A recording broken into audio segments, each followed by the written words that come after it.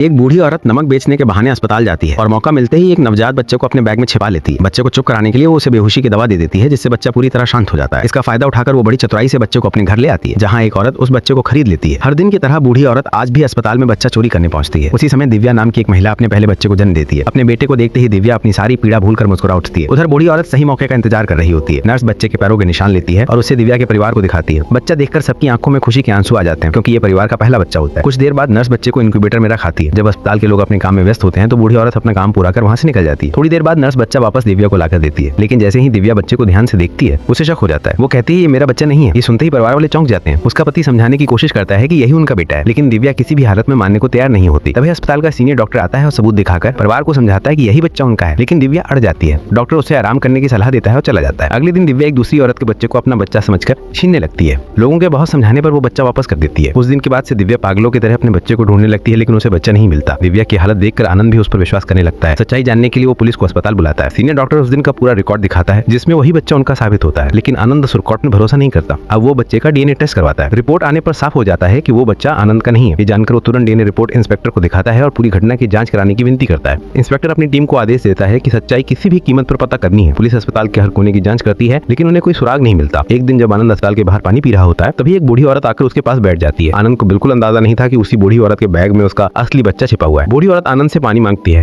और वो उसे पानी दे देता है। पानी पीकर बूढ़ी औरत उठकर जाने लगती है। उसकी हालत देखकर आनंद को उस पर तरस आता है और वो उसका बैग उठाकर हाथ में पकड़ लेता है, लेकिन थोड़ी देर बाद उसे शक होने लगता है कि इस बूढ़ी औरत का बैग इतना भारी क्यों है।